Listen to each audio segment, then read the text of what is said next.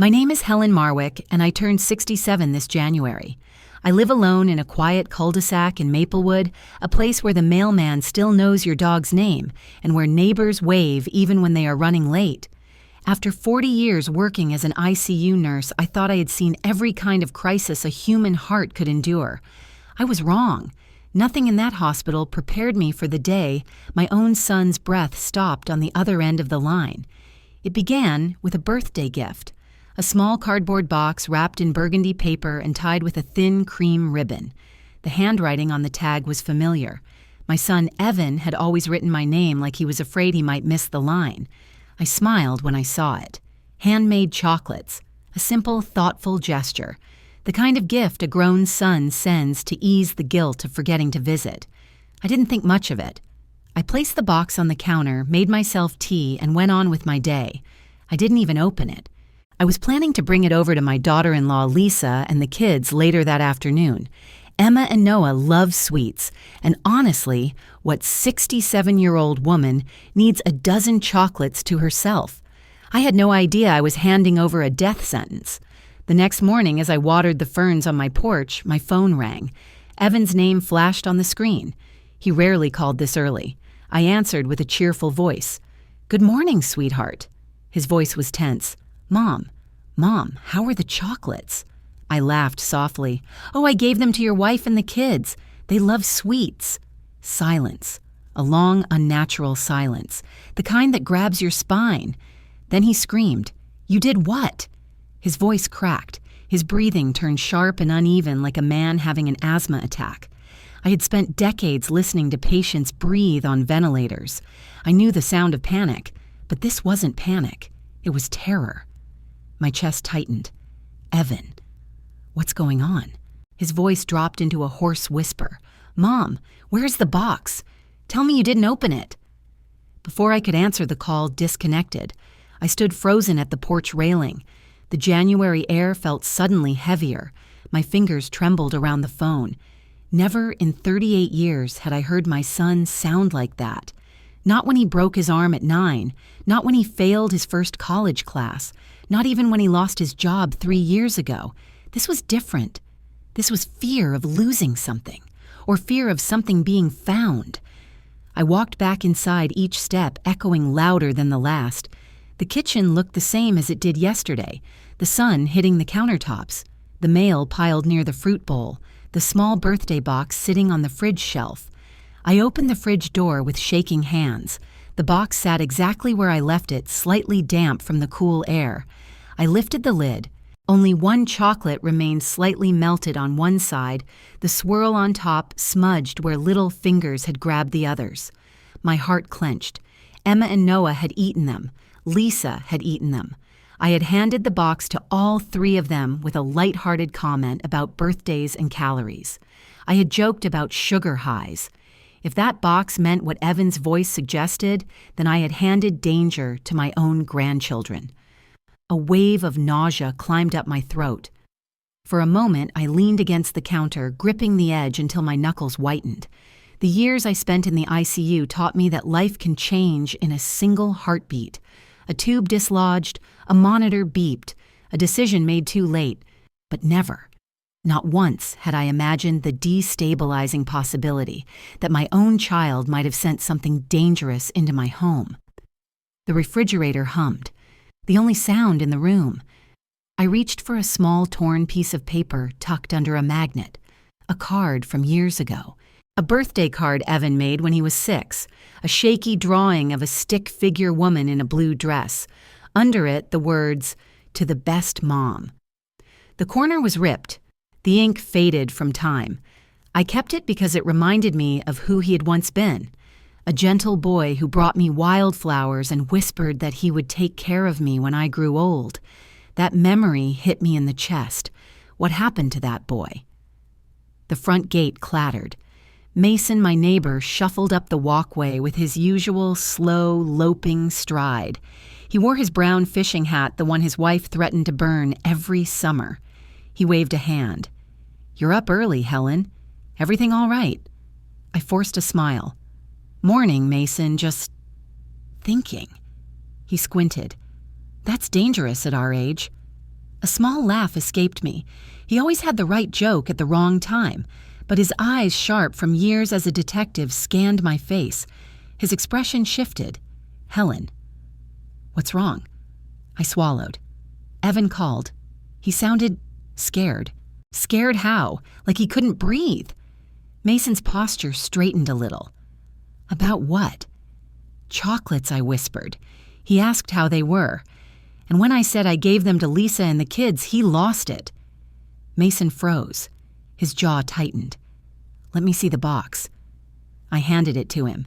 He inspected it the way police officers inspect something they hope is harmless, but suspect is not. His eyebrows pinched together. No brand name. Generic paper. Handmade label printed on cheap ink. My stomach twisted. What are you saying? He exhaled slowly. I'm saying this doesn't look like something bought from a real store.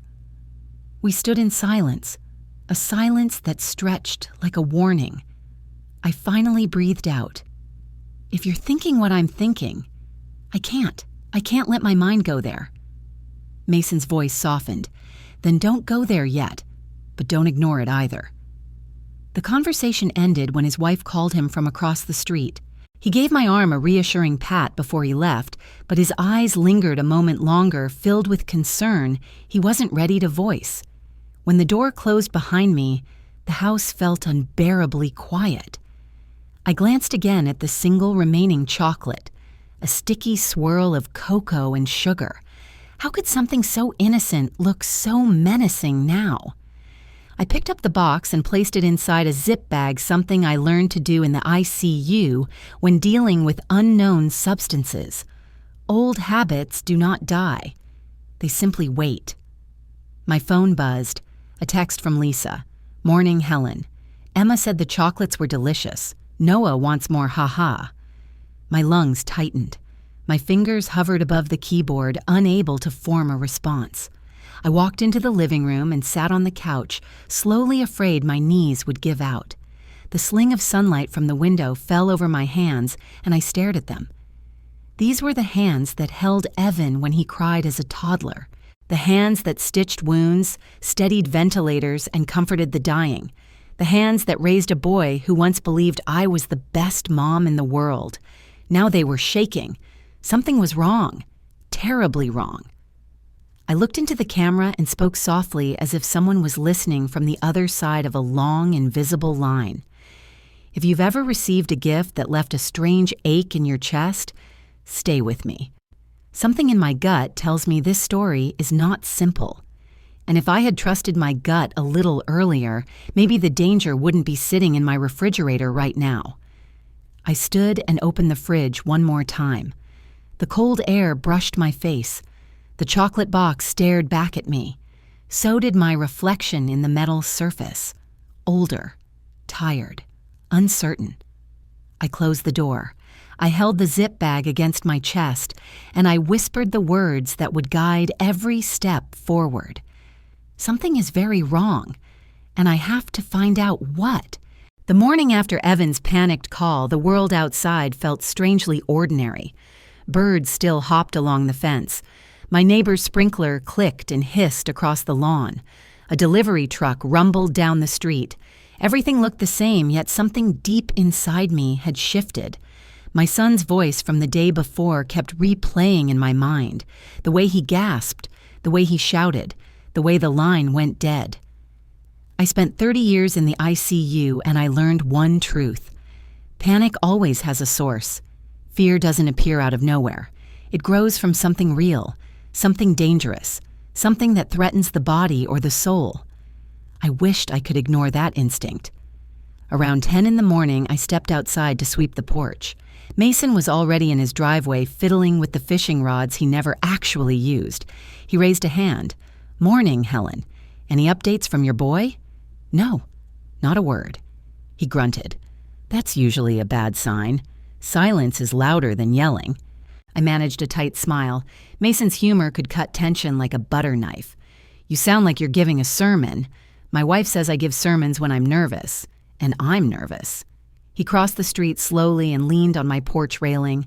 Handmade chocolates from an unknown shop. A son who screams when he hears you gave them to the kids.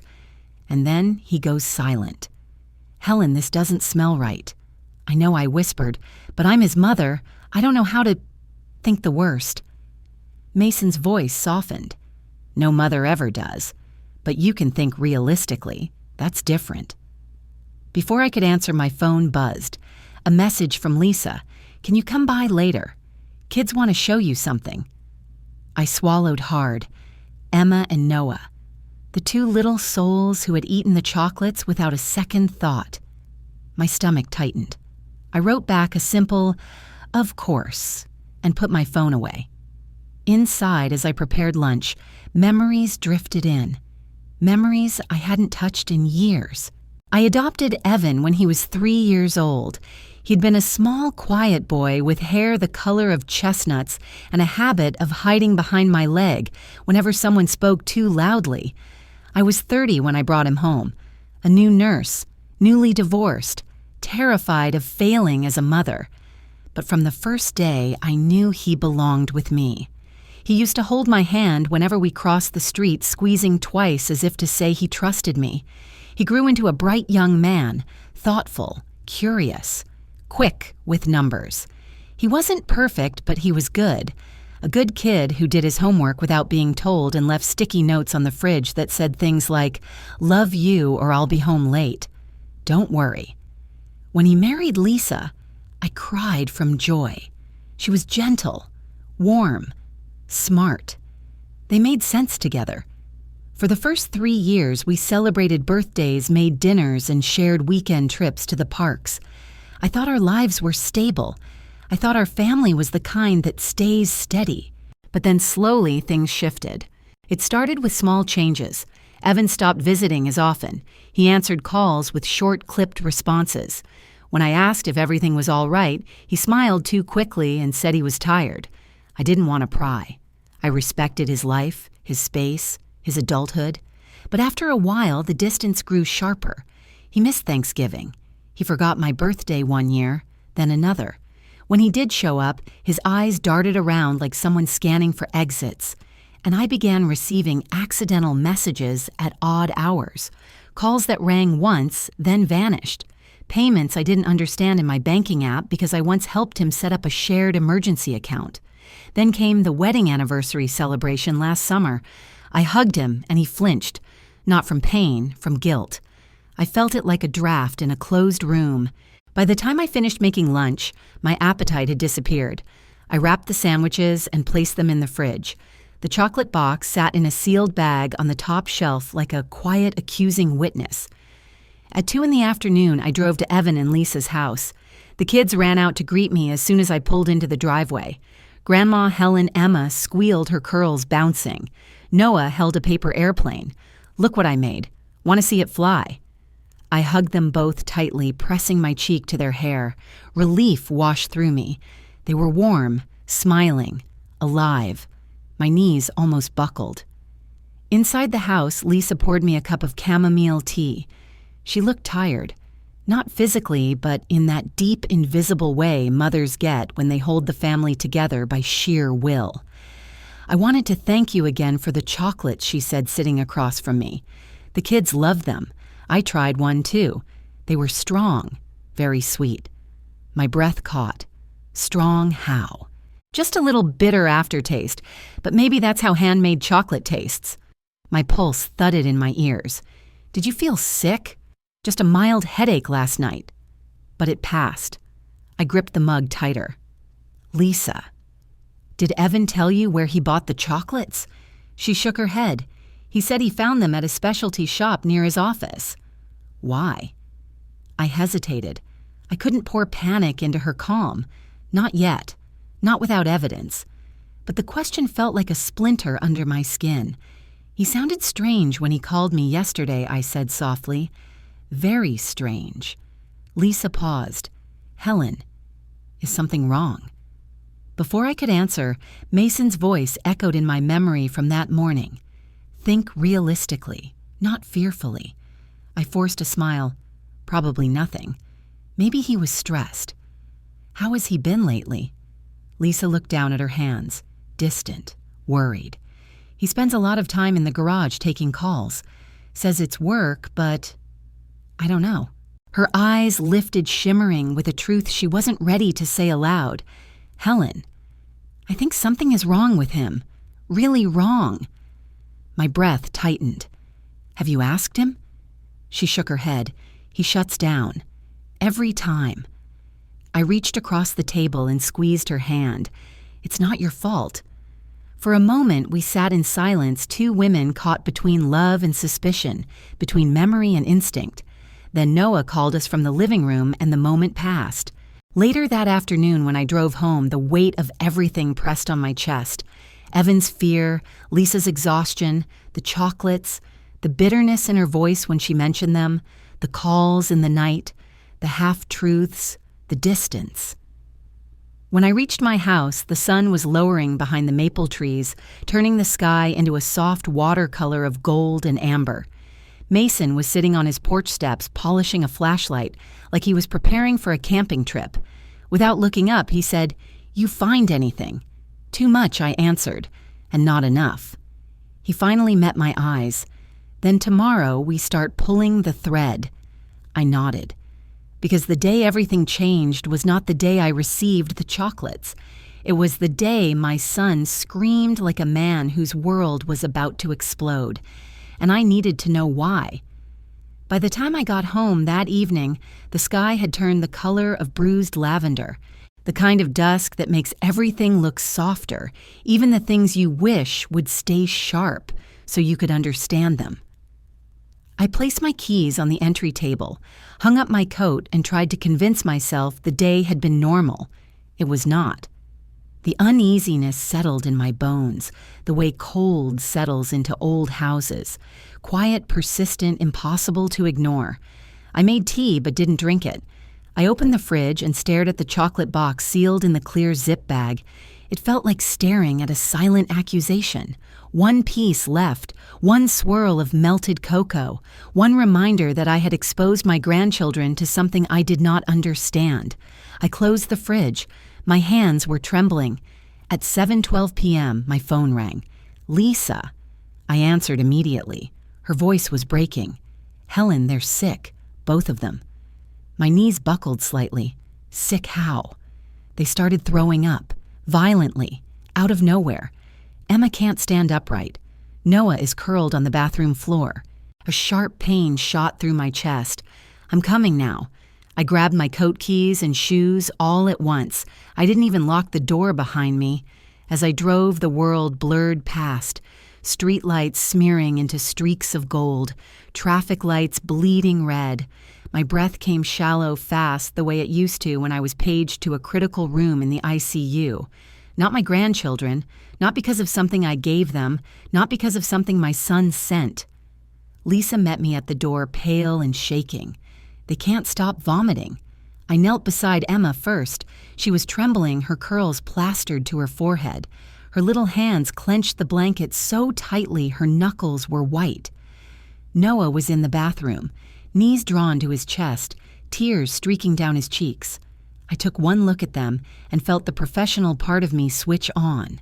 The nurse, the woman who had spent decades managing emergencies. Lisa. "We need to go to the hospital. Now."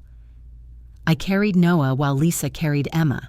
We rushed to the car and sped toward St. Mary's Hospital, the same hospital where I had worked for over 20 years, the same hallways where I had held hands with patients in their last moments.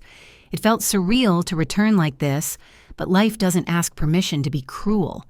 Inside the pediatric ER, the fluorescent lights hummed like they always did. The smell of disinfectant hit me first. Then the rush of nurses' monitors, gurneys, controlled chaos. A duty nurse recognized me. "Helen." "What's wrong?" "Possible ingestion." I said, steady but pale. "2 children. Rapid onset vomiting. They ate chocolates earlier today." The word chocolates twisted something in my stomach. The nurse immediately moved us to a room. The kids were placed on beds, monitors attached, IV lines prepared. I stood next to them, heart hammering against my ribs. The doctor on duty, Dr. Navarro, examined them carefully. He frowned. "The vomiting is intense. They may have ingested something harmful."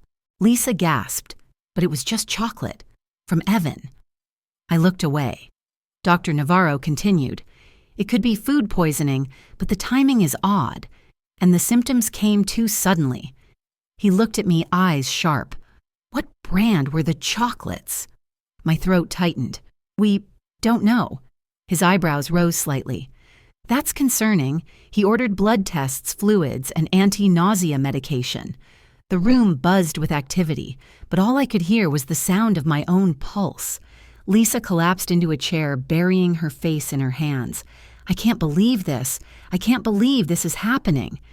I reached for her shoulder. They're in good hands. They're strong. They'll pull through. But I didn't believe my own words. I stepped out into the hallway to catch my breath. My hands shook so hard I had to hold them against my sides. I felt responsible, careless, guilty in a way I hadn't felt since my early nursing days when a missed detail could cost a life. My phone buzzed. Mason, I answered with a whisper. Mason, the kids are in the hospital. Severe vomiting. What? When? Just now. Lisa called me. It started suddenly. Mason swore softly. Then his tone shifted into that old detective firmness he rarely used anymore. Helen, listen. I checked the brand name earlier. The label on that box. It doesn't exist. Not registered. Not trademarked. Not listed anywhere. I pressed a hand to the cold wall. Meaning what? Meaning someone printed a fake label. Meaning someone wanted it to look legitimate. Meaning this wasn't bought at a store. The hallway swayed for a moment. I forced myself to inhale. Mason. If something was in those chocolates, then the children... They'll be okay, he said firmly, sensing my spiral. They're young, strong, and they're in the right place. I swallowed hard. But if Evan knew, if that's why he screamed, if he panicked because Helen Mason cut in gently, don't jump yet, but don't ignore the possibility either. I hung up feeling colder than before. When I returned to the room, Lisa looked at me with eyes full of fear. Did someone poison my kids? Her voice cracked on the last word. I shook my head slowly. We don't know yet, but you think it, she whispered. I can see it in your eyes. You think something is wrong with Evan. I opened my mouth, closed it again. I didn't want to condemn my son based on instinct, but my silence was answer enough. Tears slipped down her cheeks. He wouldn't hurt our children. He wouldn't. I wished I could agree. Then Dr. Navarro entered. The vomiting is under control now. They're stabilizing. We'll keep them overnight for observation. Relief washed over me so hard I had to grip the bed rail. They'll be all right, he added. But Helen, I need you to bring that chocolate box here tomorrow. We need to test it. A shiver ran down my spine. Of course. Lisa exhaled shakily, shoulders sagging in desperate relief. I smoothed Emma's hair and pressed a kiss to Noah's forehead. Their little breaths were steadier now, their color returning. They were going to be okay, tonight at least, but the damage inside me was done. As I stood there with the beeping monitors and the IV lines and the faint smell of antiseptics surrounding us, I understood something with brutal clarity. If I had eaten those chocolates, I might have been the one lying in that bed. If the kids had eaten just a little more, they might not have survived. And if Evan knew anything about this, even a sliver of truth, then the boy I raised was no longer the man standing in his place. The night deepened outside the hospital windows, quiet, heavy, unforgiving, and a decision grew inside me like a steady flame. Tomorrow I would stop guessing. Tomorrow I would start uncovering the truth, even if that truth shattered the last pieces of the sun I once knew. The next morning I woke up before sunrise. Not because of an alarm, but because fear has a way of shaking you awake long before the world stirs. I sat on the edge of my bed listening to the furnace hum through the vents, the soft creaks of the house settling the faint whistle of winter wind outside. The house creaked the way it always did, yet every sound made my shoulders stiffen as if the walls were holding their breath with me. Or maybe it was my heart that felt that way. The chocolate box sat inside the sealed bag on my dresser. I stared at it for a long moment, the way you might stare at an old photograph of someone who betrayed you. The box no longer looked like a gift. Under the bedroom light, its edges felt too crisp, its ribbon too stiff, as if hiding something it dared me to touch. I didn't touch it. Not yet. I showered, dressed, and made coffee, though the mug cooled untouched on my counter. Before heading to the hospital to check on the kids, I called Mason. He picked up on the first ring. "You up?" he asked, though it was barely 6 in the morning. "I'm heading to St. Mary's. The kids stayed overnight. Want me to come?" His voice was gruff, but underneath it was something softer. Concern disguised as annoyance. A specialty of his. "No, I'll go alone. But could you help me with something after?" A pause. "The chocolates?" "Yes." "You got it." I hung up, took the sealed bag, and drove through the pale blue morning toward the hospital. The parking lot was half empty, as if the world was still rubbing sleep from its eyes. Inside, the pediatric floor buzzed with quiet activity. Emma and Noah were better, pale but smiling weakly. Lisa looked exhausted, but her shoulders loosened first, then her mouth trembled in a half-smile she'd been fighting for hours. When she saw me, "The doctor said it was good we brought them right away," she said. Their labs showed elevated toxicity markers, but nothing permanent. My stomach twisted. Toxicity. A word I had heard thousands of times in the ICU, a word that never lost its weight. I kissed the kids' foreheads, promised them I would return later, and passed the box to Dr. Navarro. He frowned as he took it. "I'll send this to the lab immediately. If there's something in here, we'll find it." As he walked away with the bag, I felt something colder than fear settle in my chest. We were no longer dealing with suspicion. We were dealing with evidence. When I left the hospital, Mason was waiting outside my house, leaning against his old Buick, like a man ready for a small war. "You sure you want to do this?" he asked. I nodded. "If someone made these chocolates, I need to know who. Then let's start at the source." We drove together to the address printed on the label stuck to the box, a quaint little shop tucked between a flower store and a tax office with a sign that said, La Petite Cacao. The windows were steamed slightly, the air smelling faintly of sugar from inside. A woman in a white apron greeted us. "Welcome. Looking for anything special today?" I stepped forward. "I have a question. Did your shop produce this?" I held out a photo of the chocolate box I had taken before handing the real one to the hospital. The woman squinted. "No, that's not ours. People copy our style sometimes, but that packaging is cheap. The ribbon is wrong. The label font is wrong too." My breath hitched. "Are you sure?" She nodded firmly. "Positive. We make everything in-house, and that box is not from here." Mason gave me a look. "We expected this, didn't we?" But hearing it confirmed out loud made my stomach sink. Before we left, the woman added, "If someone is using our name, you should report it. That's dangerous. Dangerous." The word followed us out the door like a shadow. Back in the car, Mason leaned back in his seat. "We could stop here. Let the police handle it." "No," I said quietly. "I need to understand how this happened." He rubbed his jaw. "Then we find the delivery person." We searched through the box's packaging again and noticed a small sticker on the bottom, delivered by Northside Courier Service, a local small-scale delivery company, worth a shot. When we arrived at their warehouse, a young man at the front desk looked up from his computer. "Can I help you?" Mason flashed a polite smile, the kind that only experienced officers can use without looking suspicious. "We're trying to track a delivery. Need to talk to whoever was on shift last Thursday." The young man checked a list. That would be Kyle. "He's on break. I'll get him." A few minutes later, a tall, lanky guy with nervous eyes approached. "You needed me." I showed him the same photo. "Do you remember delivering a box like this?" Kyle blinked. "Actually, yeah, I do. The guy who sent it was really particular." My pulse quickened. Particular how? He checked the label 3 times, asked me to confirm the name on the delivery slip. He even watched me seal the box. Mason leaned forward. Did he say why? Kyle shook his head. No, but he seemed stressed, kept rubbing his forehead. Do you remember what he looked like? I asked. Kyle hesitated.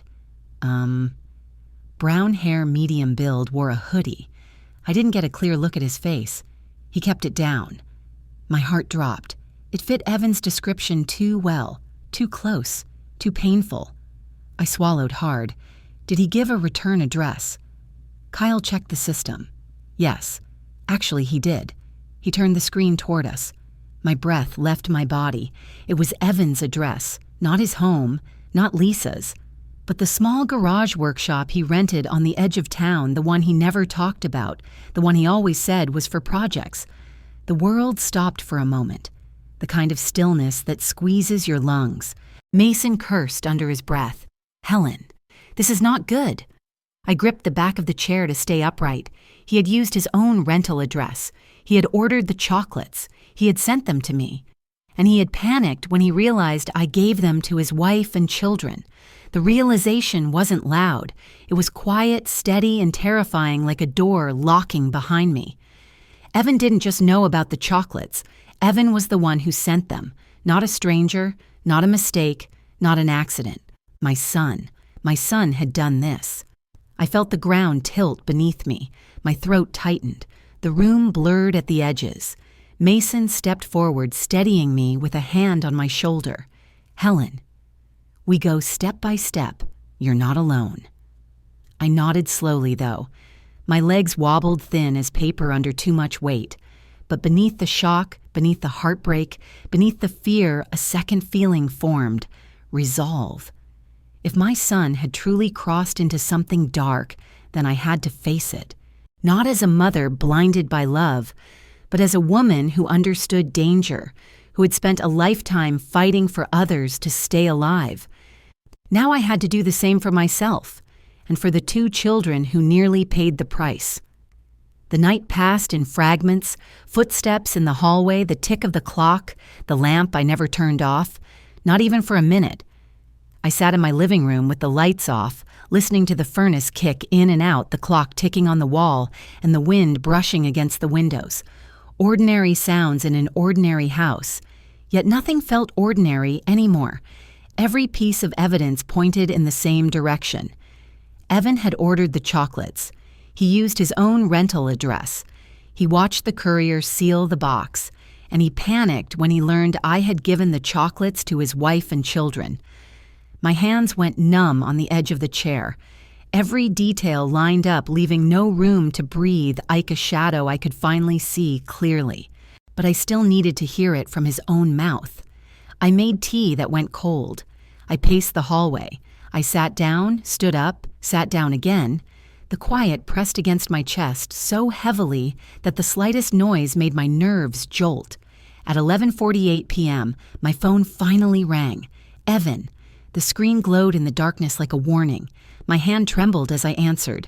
Evan. His voice was thin, trembling, as if barely held together. Mom, are you home? Yes, I need to see you. Now, please. Every instinct inside me bristled, but I forced myself to stay calm.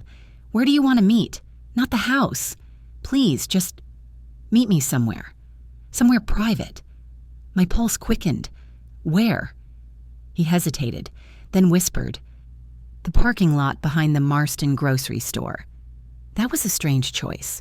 A grocery store closed at midnight in a part of town no one drove through at night, but I said I'll be there in 10 minutes. When the call ended, I grabbed my coat and keys, then stopped. I needed someone to know where I was going, so I texted Mason one sentence, meeting Evan at Marston's back lot. If you don't hear from me, come. His reply was immediate. On my way. I'll stay out of sight. I didn't have the strength to argue. The parking lot was dimly lit, the fluorescent bulbs flickering overhead. The cold bit through my coat as I stepped out of the car. My breath formed small clouds in the air. Evan emerged from behind a delivery truck. He looked nothing like the boy I raised. His hair was greasy, his eyes sunk in his jacket, dirty around the sleeves. He looked like a man who hadn't slept in days. A man eaten alive by something he couldn't outrun. Mom, he whispered. I nodded, my voice refusing to come out. He rubbed his hands together nervously. I didn't mean for this to happen. You have to believe me. The words hit me like cold water. Evan, I said softly, you need to tell me the truth.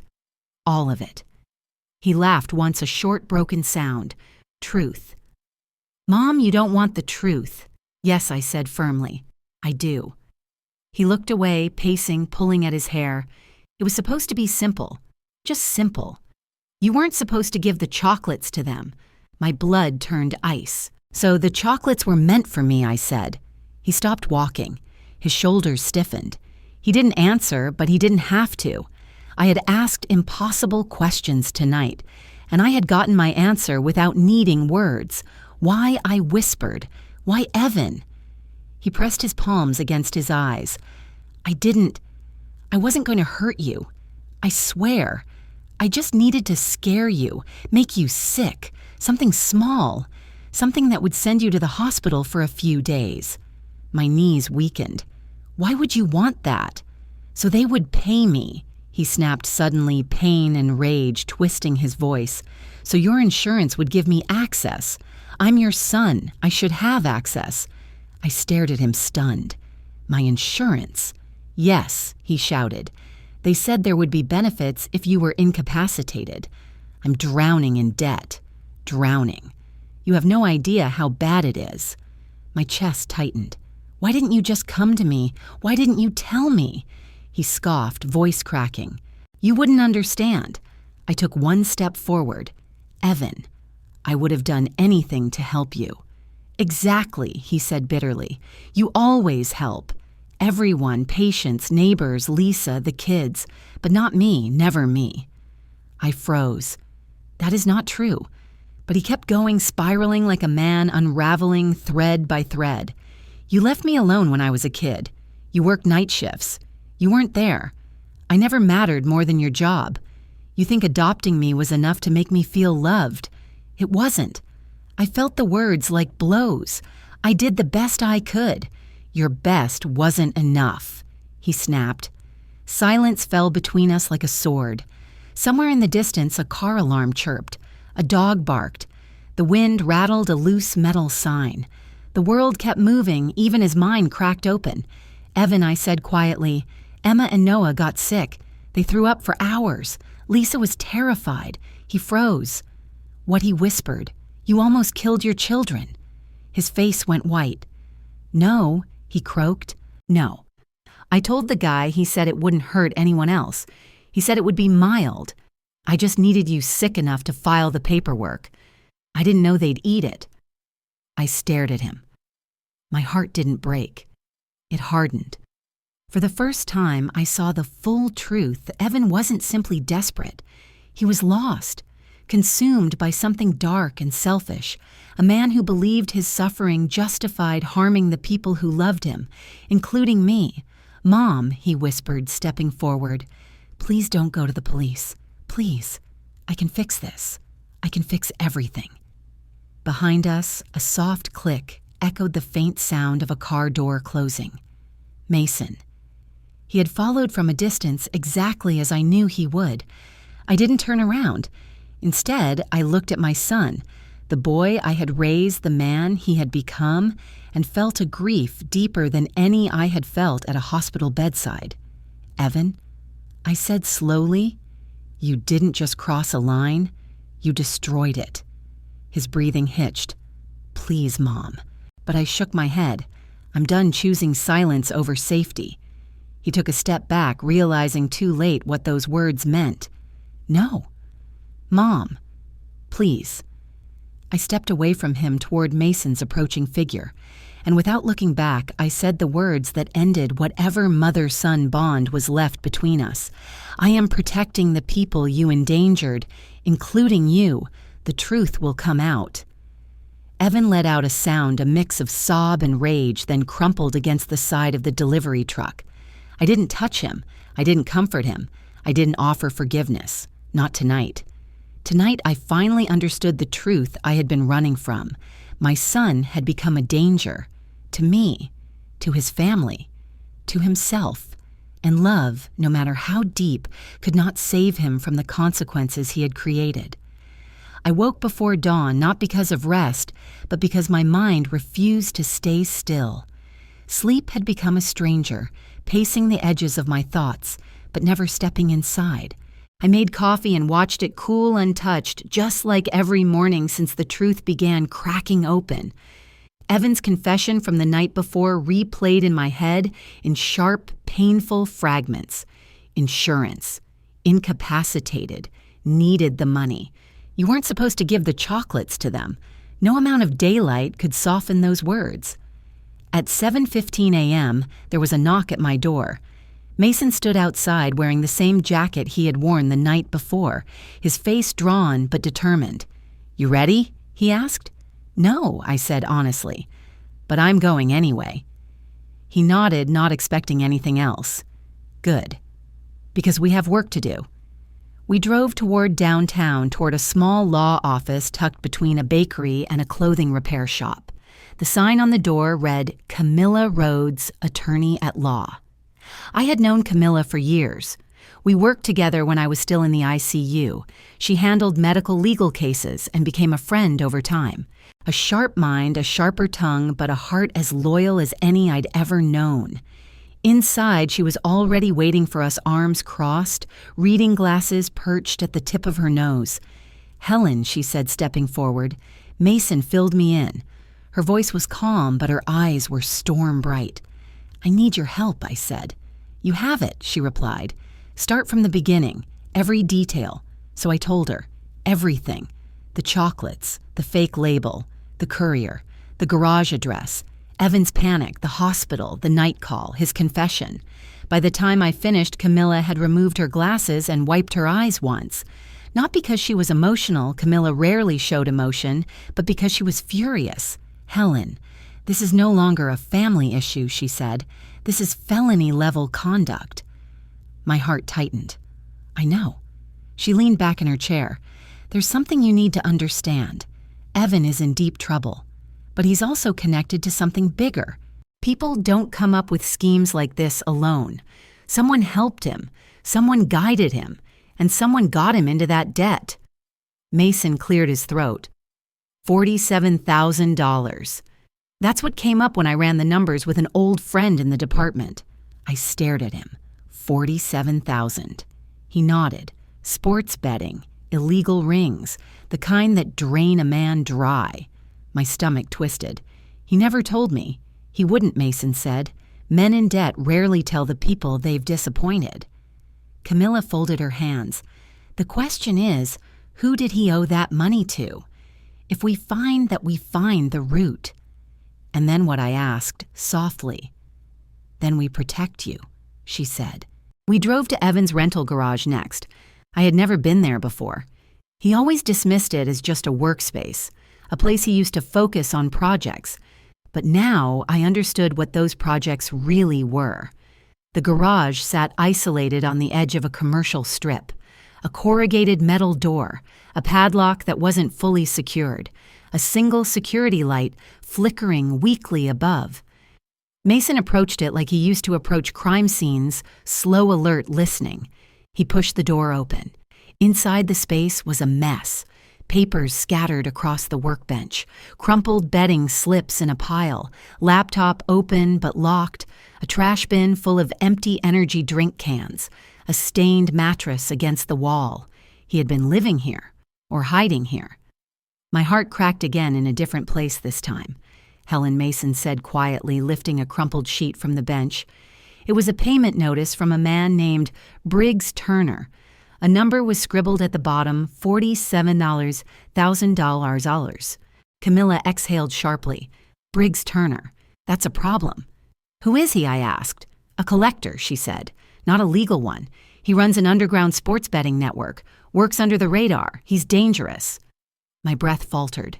Dangerous how? "He forces debtors into desperation," Mason said bluntly. "Some people lose houses. Some lose more than that." My fingers tightened around the edge of the table. "Evan got involved with him." "Looks like it," Mason replied. Camilla flipped through more papers. This isn't just debt. This is leverage. Briggs must have pressured Evan, not just to pay what he owed, but to get more money from you. A cold realization slid across my skin. Evan hadn't sent the chocolates alone. Someone had told him to. Someone had pushed him past the line. Someone had wanted access to my accounts. I felt my chest hollow. Briggs wanted my money. Camilla nodded slowly, and Evan became the weapon. I closed my eyes. It was hard enough believing my son had betrayed me. Harder still to imagine someone had manipulated him into it. But in the end, the result was the same. Someone wanted me gone or incapacitated, and my son had been desperate enough to go along. A knock startled us. Mason's hand instinctively went to where his holster used to be. Camilla stepped close to me. A man appeared in the doorway, tall, muscular, face hard like carved stone, eyes too calm to be friendly. "You Helen Marwick?" he asked. My heart lurched. Yes. He stepped inside without waiting for permission. "I hear you're asking around about Briggs," he said. "Briggs doesn't like people asking." Camilla stepped in front of me. "Who are you?" "Friend." He was not a friend. Mason positioned himself slightly to the side, body angled like a shield. The man continued. "Briggs says, tell your son the deadline is tonight, midnight, or someone's going to collect." Ice spread through my veins. "Collect what?" He smirked. "Whatever's most valuable." He tapped the workbench 3 times and left. The silence after he walked out felt like a pressure wave. Mason exhaled slowly. He's not bluffing. Camilla rubbed her temples. They're escalating. This is what these networks do when they feel cornered. I swallowed hard. He said midnight. Camilla looked at me, voice firm. "Helen, we need to protect you, and the kids, and Lisa, now." Evan is no longer the only danger. I felt the weight of that truth. For the first time since this nightmare began, I was scared. Not the trembling kind of fear, but the cold, calculating kind. The fear that makes you understand your life has entered a dark corridor, and you cannot walk blindly anymore. "We involve the police," Mason said. "No," Camilla corrected. "We involve the right police." She took out her phone. "I'm calling a detective I trust, someone who won't dismiss this as a family meltdown." I looked around the garage, the evidence, the desperation, the chaos, and realized something new. This was bigger than my son, bigger than a mistake, bigger than debt. This was a trap closing in, and I was standing at the center of it. But this time, I wasn't alone. Mason stood beside me, steady and loyal. Camilla stood in front of me, fierce and sharp. And I, after a lifetime of caring for others, finally understood I needed to fight for myself. Because the man behind the debt wasn't done. And neither was I. I had spent 40 years in the ICU learning how to keep a steady hand when the room was spinning. But nothing, not even the hardest nights on the trauma floor, prepared me for the moment. Camilla said the words that would set our plan in motion. "We need to record him," she said. "Legally. Cleanly. Without question." Mason crossed his arms. "He won't confess twice." "He won't have to," she replied. "We just need him to repeat what he told Helen last night. Enough for a prosecutor to link him to the act and to the man behind the debt. The man behind the debt. Briggs Turner, a predator circling our family like a patient wolf." I stood near the window of Camilla's office, watching the winter daylight fade into a heavy gray. My hands trembled, but my voice did not. "I'll do it," I said. "If it means protecting the kids, Lisa, even Evan." Camilla nodded once as if she expected nothing less. She placed a small recording device in my hand. Lightweight, about the size of a car key. "This is voice activated. Keep it in your sweater pocket. Don't touch it. Don't look at it. And don't confront him too soon. Let him speak. Let him feel safe." Safe. My son had become most dangerous when he felt unsafe. Now I had to make him comfortable enough to incriminate himself. Mason leaned forward. "I'll be outside, in my car. If anything feels wrong, if he raises a hand, if he even looks unstable, I'm coming in." I nodded. "Thank you." He tried to shrug it off casually. Keeps me from doing crossword puzzles alone. But he wasn't joking. His eyes were sharp protective, like the officer he used to be. We chose my house. Neutral ground, familiar. A space where I had bandaged skinned knees, baked birthday cakes, and hung finger paintings from the refrigerator. It felt strange to turn it into a stage for danger. I cleaned the kitchen, even though it didn't need cleaning. I wiped the counters twice. I arranged teacups, though I knew neither of us would drink. By 7:00 p.m., the house glowed with warm lamplight, the kind of light that pretends the world is gentle. At 7:16 p.m., my phone buzzed. "Evan, I can come by. Need to talk." My throat tightened. I typed back, "Come at 7:45. Door will be open." Mason texted immediately after, as if watching the timing like a metronome in position. "Stay near the kitchen. Don't stand between him and the exit. Camilla, keep him talking. Ask simple questions. Don't escalate." The instructions felt like lifelines. At exactly 7:44, headlights swept across my driveway. Evan stepped out of the car. His silhouette looked heavier than the night around him. I took a breath, turned on the voice-activated recorder in my pocket, and opened the door. He stepped inside cautiously, his eyes darting to the corners of the room. "Mom." "Hi, sweetheart." I said softly, every word steady but measured. "Come sit." He hesitated before walking to the kitchen table. He looked exhausted, hunted. His fingers shook as he pulled out a chair. "What did you want to talk about?" I asked. He ran a hand through his hair. "Everything feels like it's falling apart." I nodded slowly, then started at the beginning. He stared at me, conflicted. Then something in him cracked. His shoulders slumped. "Mom, I messed up. I messed up so badly." My heart clenched, not from sympathy, but from the anticipation of the truth. "What happened, Evan?" He swallowed. "The debt. Briggs. The pressure." I didn't know what to do. I didn't have the money. I was terrified. Terrified enough to do what I asked, gently. He stared down at the table. His fingers tapped nervously. His voice broke when he finally answered. "Terrified enough to send you those chocolates." The air in the room thinned. I kept my breathing slow, even. "Why me?" He flinched. "I didn't want to hurt you, I swear. I just needed you out of the way for a few days, long enough for the insurance claim. They told me 36 hours in the hospital would be enough." "They," I repeated. "Who is they?" Silence. A long, fragile silence. "Evan, who told you how to do it." He squeezed his eyes shut. "Briggs, one of his guys. They told me what to buy, what to mix, how much would make you sick but not kill you. They said it would just make you weak. That's all." My voice stayed calm, though the recording device trembled against my heartbeat. "Evan, the children ate those chocolates." His face twisted. I know. I didn't think I thought Lisa would put them away. I didn't think the kids would touch them. I didn't want them hurt. But they were," I said. "They vomited for hours. They were hospitalized." He buried his face in his hands. "I'm sorry. I'm so sorry." His voice cracked into sobs, harsh, sudden, painful. Part of me longed to comfort him. Another part, the part that had watched my grandchildren shake on hospital beds, refused to move. I finally said, "Evan, why didn't you come to me for help?" He lifted his head. His eyes were raw. "Because I was ashamed. Because you always fix everything, and I didn't want to be something else you had to fix. Because I didn't want you to see how badly I'd ruined my life." I swallowed. "But you would risk mine." "That's not what I wanted," he whispered. "I just didn't see another way." I let the silence stretch.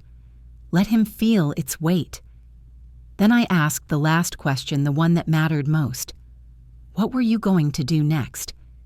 He looked at the floor. "If it worked, if you got sick, they were going to push for the guardianship paperwork, put me in control, just for a little while, just long enough to get the money. Guardianship, incapacitation." My son had been willing to legally erase me. I felt something inside me break, but not downwards, upwards, like a bone that had been healing crooked and was finally being set straight. I stood. Evan looked up, startled. "Mom, where are you?" Before he finished, the front door opened quietly. Mason stepped inside, calm, steady, eyes sharp. "Evan," he said, voice firm but not loud, "your confession has been recorded. You need to come with me. Now." Evan's face drained of color. "You tricked me." I spoke before Mason could answer. "No, Evan. I protected myself, and I protected the people you endangered." He stumbled backward. "You can't do this. You're my mother." "I am," I said softly. "And because I am, I'm giving you a chance to face the truth before the police do." His voice rose, cracked. "Mom, please." Mason took one step forward. "Evan, don't make this harder." Evan looked between us, between the mother he betrayed and the officer who could take him away. For a moment I saw the little boy he used to be. Then I saw the man he had become, and I knew the choice had never belonged to me. He exhaled shakily, sank into the chair again, covered his face. "I'm done," he whispered. Mason nodded. "Good. Then let's do this the right way." I stood there, hands trembling at my sides. The trap had worked, but victory tasted nothing like triumph. It tasted like grief, thick and metallic, sitting heavy at the back of my throat. I had protected my family, but I had also watched the last pieces of my son fracture beyond recognition, and the night was far from over, because Briggs Turner, the real threat, had not even begun to fight back. The morning after Evan confessed the world outside my window looked deceptively calm. Frost clung to the tips of the grass. A pale sun rose slowly, lighting the neighborhood in soft gold. But inside my house, the quiet felt brittle, like glass under too much pressure. Everything was changing faster than I could breathe. Mason had taken Evan to the police station the night before, not in handcuffs, not under arrest, but voluntarily. He said it would help Evan later that cooperation mattered. I barely slept, replaying every word from our conversation, every tremble in his voice, every inch of the boy I once knew buried beneath the man he had become. At 8:32 a.m., my phone buzzed. It was a detective from the County Bureau, Detective Rourke, one of Camilla's trusted contacts. His tone was firm but respectful. "Mrs. Marwick, I've reviewed the recording. I'm sending a team to speak with you, and a team to secure the garage." "Secure," I repeated numbly.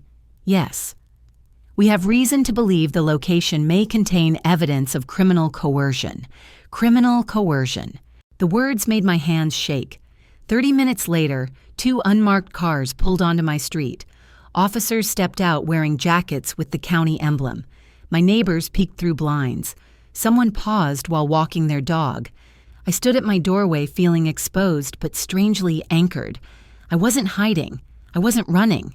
For the first time in days, I felt like I was stepping toward truth rather than away from it. Detective Rourke greeted me with a nod. "Mrs. Marwick, we'll need your statement, and then we'll take a look at your son's rental space." "My grandchildren," I asked, "are they safe?" "They're at the hospital under observation," he said gently. "Your daughter-in-law is cooperating fully. We'll have a protective watch on them until this settles." I exhaled slowly. "Thank you." Inside my living room, I gave the detectives every detail I could recall. They recorded everything meticulously. They didn't interrupt. They didn't judge. They only listened, and for the first time since this nightmare began, I felt like the ground under me had stopped shifting. But the relief was brief, because when the detectives left to secure Evan's garage, Mason stayed behind. He closed the door softly and rubbed his temples. "Helen, we need to talk." My pulse quickened. About what? About Briggs. That name again. The shadow growing larger every time someone said it. Before he could continue, his phone buzzed. He glanced down, eyes narrowing, and answered. "What is it?" he said gruffly. A pause. A frown. His face tightened as he listened. "Understood. We're on our way." He hung up and looked at me sharply. "They found something at the garage." Something I repeated, my heart beating too fast. "Yes," he said, And it's bad. We drove to Evan's rental unit. Police tape marked the entrance. Officers moved in and out carrying bags of evidence. It felt surreal, like watching a crime documentary filmed in a place I recognized too well. Detective Rourke met us outside. "Mrs. Marwick," he said carefully, "I need to show you something, but it won't be easy." I braced myself. "Show me." Inside the garage, the mess from before had transformed into organized chaos. Officers photographed everything. Papers were sorted. Items placed in evidence bags. Rourke led us to a metal desk. On it sat a plastic container with a powdery residue. Next to it, a set of measuring spoons. Beside those, several printed instructions, half burned. My breath left my body. "This," Rourke said, "is the mixture your son was instructed to use. It contains low-level toxins, enough to make someone ill, enough to justify a hospital stay, not typically lethal, but dangerous if ingested by small children." My knees wavered. Mason steadied me with a hand. Rourke continued. "More concerning is this." He lifted a small black phone from an evidence bag, a burner phone, all messages wiped, but we recovered fragments. He handed me a printed sheet with partial text, deadline Friday. "She needs to be out of the way. Insurance claim access, you get your cut. Don't screw this up." The words blurred as tears filled my eyes. My son had been groomed, used, pushed toward desperation, but the choices he made were still his own. I wiped my face. So Briggs was directing him. Indirectly, Rourke said, through middlemen, through fear, through debt. Where is Briggs now? Rourke's jaw tightened. We don't know. A cold weight settled in my stomach. If he knows Evan talked, Mason muttered he won't stay hidden for long. Rourke nodded grimly. "Which is why we need to protect you. Immediately." My instinct rebelled. "I'm not leaving my home." "This isn't optional," Rourke replied. "This man has a history of intimidation, retaliation. We need to relocate you temporarily until we secure him." My voice shook. "How long? A few days, a week at most. A week, 7 days away from my home. 7 days living with the knowledge that the boy I raised had opened a door for a very dangerous man to step into our lives." Before I could respond, a shout echoed from outside. "Detective, we've got something." We hurried out. 2 officers stood near the back alley holding a spray-painted message found behind the garage door. 3 words, "Pay or pay." My stomach twisted painfully. "That's his calling card," Mason said. "Briggs wants everyone to know a debt always gets collected, one way or another." Rourke turned to me. "Mrs. Marwick, pack a small bag. You're coming with us." I nodded numbly. But as we walked back to the car, another vehicle pulled slowly into the alley. A black sedan, windows tinted dark. It stopped for 3 seconds. Too long to be innocent. Too intentional to be random. And then it drove away. Rourke lifted his radio. "Unit 3, follow that sedan. Do not engage." But my heart already knew. Briggs had been watching, listening, waiting. The unraveling wasn't over. It had barely begun. That evening, I returned home escorted by 2 officers. I packed a bag with clothes medication and the framed photo of Evan as a boy, the one thing I couldn't leave behind. I was about to zip the bag when Mason stepped inside. "You need to hear something," he said. He held out his phone and pressed play. Evan's voice, recorded during questioning. I didn't mean to hurt her. I didn't want this. I was scared. I didn't know how deep I was with Briggs. He said if I didn't do it, he'd come after me. Or Lisa. Or the kids. Mason paused the audio. "You see what this means? That Evan was manipulated. That Evan was threatened?" Mason corrected gently. "But manipulation doesn't erase responsibility. He still did what he did. But Briggs lit the fuse." My throat tightened. "What happens now?" I whispered. Mason's expression softened. "Now the police will do their job, and you will stay somewhere safe." The words felt like closing the last chapter of the life I used to know.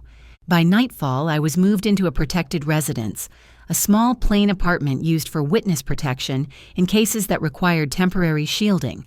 The windows were reinforced, the lights bright, the silence oppressive. I lay awake staring at the ceiling. My son was under investigation. Briggs was circling like a shark in dark water. My grandchildren had nearly died. My home was no longer safe. Everything was unraveling. But in that unraveling, something else appeared, a thin thread of clarity. A realization that the truth, no matter how painful, was always better than ignorance. Because ignorance blinds you. Truth prepares you. And tomorrow, truth would lead us straight to the man pulling every string, Briggs Turner. The first morning in the protection apartment felt strangely hollow. The walls were a muted beige, the furniture minimal, almost clinical. Nothing here belonged to me. Not the stiff couch, not the humming refrigerator, not the thin curtains that barely softened the early light. I stood alone in the small kitchen, hands wrapped around a cup of weak coffee. The silence pressed in from every direction. For the first time in days, there were no sirens outside, no frantic phone calls, no detectives at my door. And yet the quiet was heavier than the chaos. Something inside me felt bruised, not broken, but bruised in a way that made breathing careful. I sat at the small dining table, staring at the photograph I'd brought with me, Evan, at age 4, sitting on my lap at the fairground face, covered in melted ice cream. His eyes were wide, joyful, unguarded. A boy who trusted me completely. I traced his cheek in the picture, whispering, "Where did you go, sweetheart? And when did I lose you?" A knock sounded at the door. I startled, clutching the frame to my chest. "It's me," a familiar voice called. "Open up before I dislocate a hip." Mason. I exhaled a shaky breath and opened the door. He stood there with a grocery bag in one hand and a bouquet of supermarket flowers in the other. I figured you could use something edible and something pretty. Both of questionable quality, but it's the thought that counts. Despite everything, I laughed. It felt foreign in my chest, but welcome. He stepped inside, looking around the apartment with a dramatic grimace. "Well, this place is a mood. A depressing one," I said. "Exactly. Which is why I brought pastries." He placed the bag on the counter, then leaned his old elbows on the table, watching me the way only longtime friends do, with worry disguised as humor. "How are you holding up?" he asked softly. "I don't know," I admitted. "Everything feels inverted, like I'm living inside someone else's life." "That's because your foundation cracked," Mason said. "When a son betrays his mother like that, the ground doesn't just shake, it splits." I swallowed. I keep asking myself what I missed, when things started slipping. "You didn't miss anything," he said firmly. "Some people drift into darkness quietly. You can love them, raise them, guide them, but you can't erase the choices they make as adults." He reached across the table and rested his hand on mine. "You're here because you did the right thing. Don't forget that." A soft knock interrupted us again. This time, when I opened the door, Lisa stood outside holding Emma's hand while Noah clung timidly to her coat. The kids' cheeks were pale, their movements careful, but they were alive, healing. Lisa's eyes were red. "Helen, they said we could visit for an hour. The detectives are outside." My throat tightened. "Come in."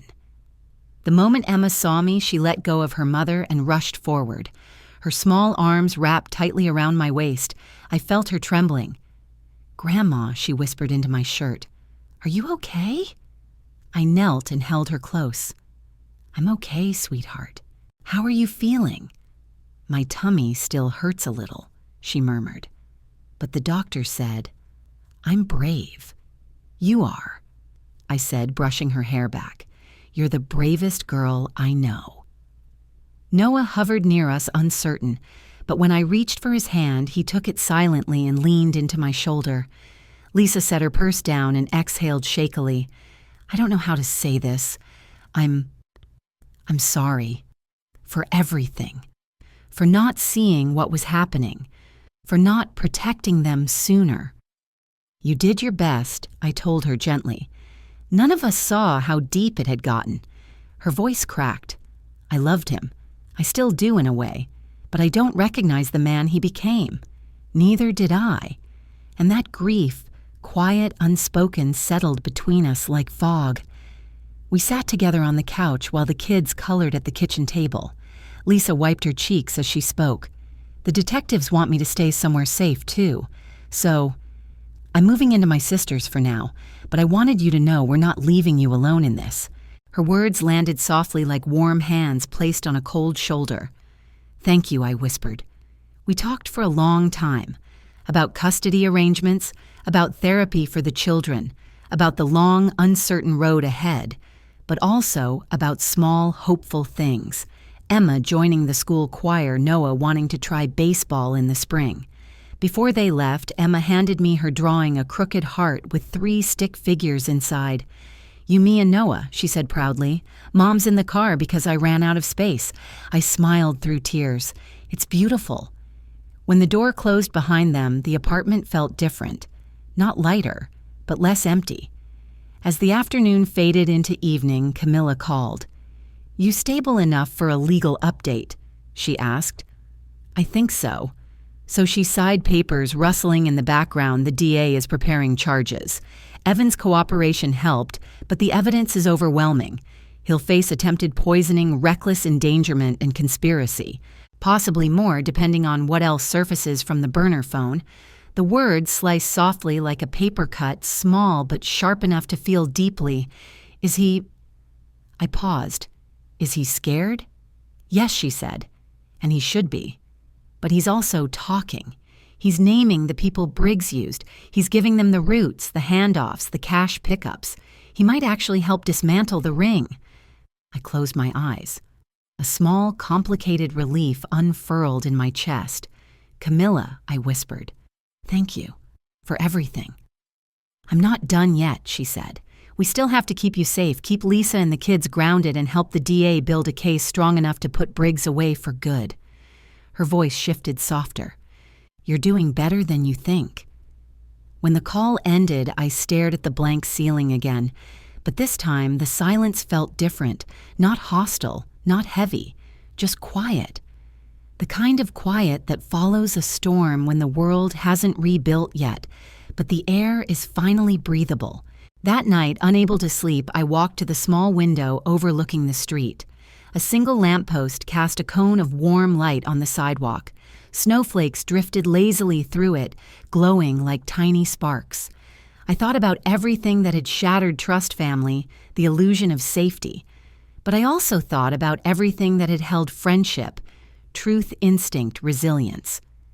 Trauma wasn't new to me. I'd worked decades in an ICU.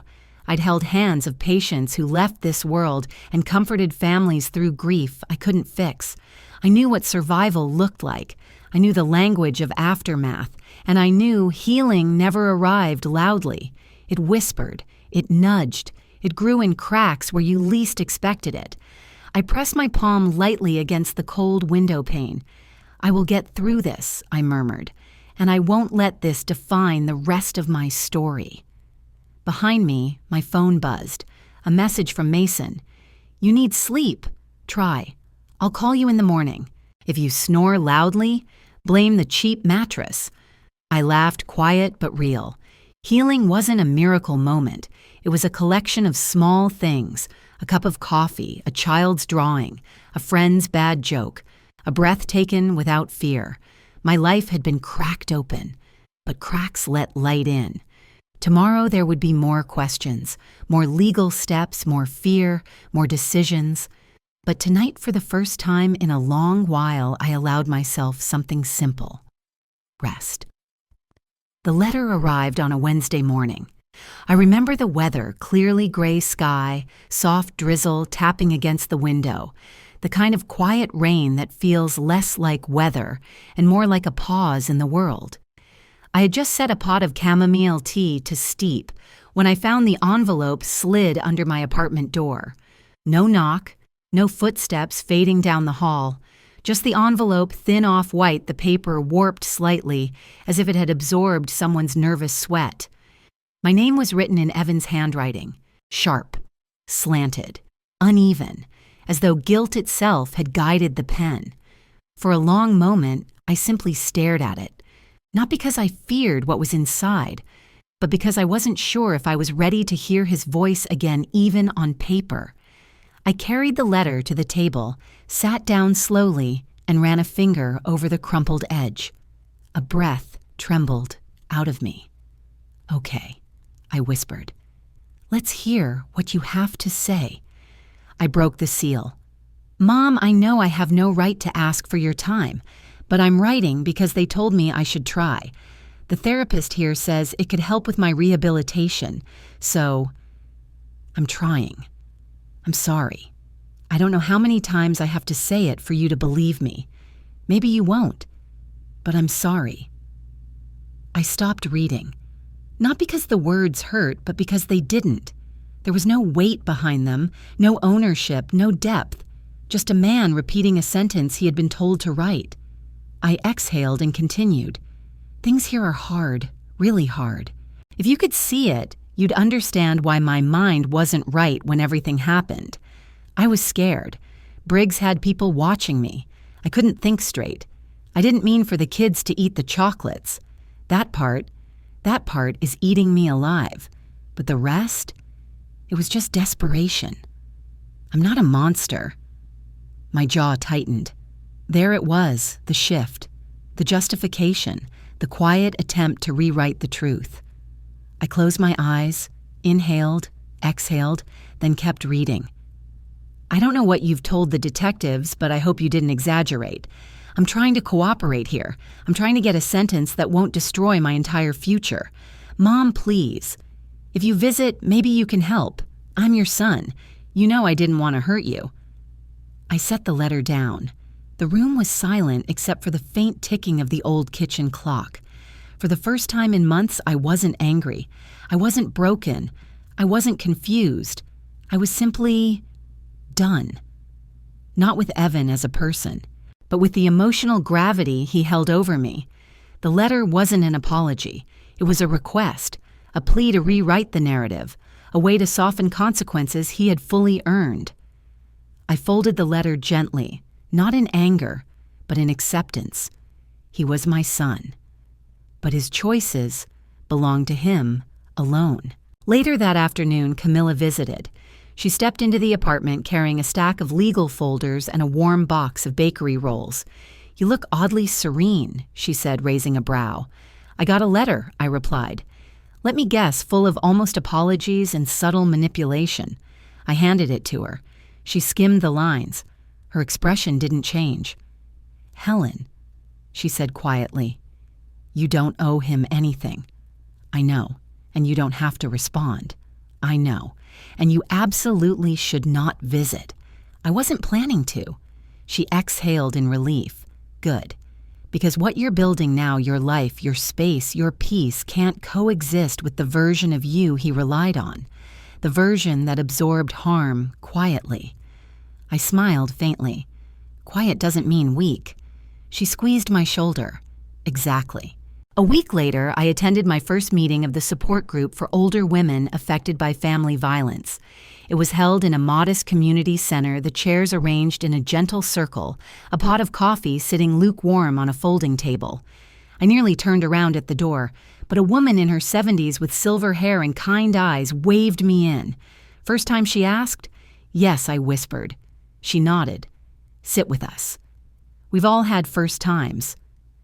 The stories shared that afternoon were raw, unpolished, utterly human. Not melodrama, just life in its most painful and resilient forms. I spoke near the end. My voice didn't shake. "My son tried to poison me," I said simply, and for a long time I blamed myself. Heads nodded around the circle. "But I'm learning something new," I continued. "I can love him and still protect myself from him." A woman across the room smiled warmly. "That's strength, Helen. That's the beginning of healing." Days turned into weeks. Lisa found a job at a small bookkeeping firm. The kids settled into a routine therapy session, school activities, long weekends with me once the detectives cleared it. Mason recovered from the chaos by deciding in typical Mason fashion to try yoga. You ever seen a rusty tree learning to bend? He grumbled during class. That's me. Camilla visited frequently, bringing legal updates and firm encouragement. Life didn't return to normal. It moved towards something new, something steadier, quieter, sturdier, quieter. 1 month later, I signed the official paperwork establishing the Safe Suites Foundation, a nonprofit dedicated to helping families affected by gambling addiction and financial coercion. The mission felt deeply personal, not because of the chocolate incident itself, but because of the chain of quiet desperation that led to it. I couldn't save Evan from his choices, but I could prevent someone else from falling down the same path. Lisa became the foundation's financial coordinator. Mason volunteered to run risk awareness workshops, mixing humor with hard-earned insights. Camilla served as the legal advisor, sharp and unshakable. For the first time in a long time, I felt purpose blooming again. Not the frantic purpose of crisis, but the grounded purpose of rebuilding. On the foundation's opening day, after all the guests left, I stood alone in the small office looking at the framed mission statement on the wall. My hands rested lightly on the windowsill. He wrote me a letter, I murmured to myself. But the apology I needed was never in it. And somehow, that was okay. Forgiveness didn't require permission, nor did healing require reconciliation. Sometimes healing is simply walking forward while refusing to carry someone else's weight anymore. I glanced at the letter on my desk one last time. I love you, Evan, I whispered, but I can't visit, not yet, maybe not ever. My heart is healing, and I hope one day yours will too. I placed the letter in a drawer, not to bury it, but to set it down. Then I turned off the lights, locked the office door, and stepped into the cool evening air. The sky had cleared. A soft glow spread across the horizon. Quiet, steady, hopeful.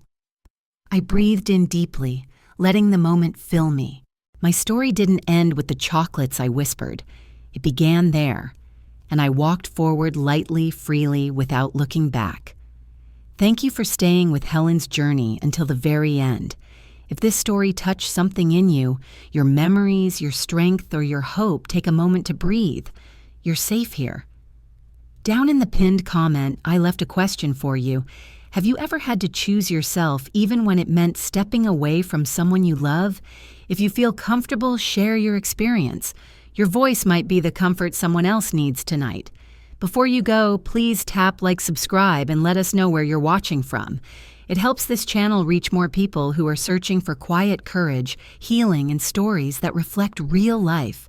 And if someone you know is walking through a difficult chapter, consider sharing this video with them. You never know whose heart you might lift. Thank you for being part of this community.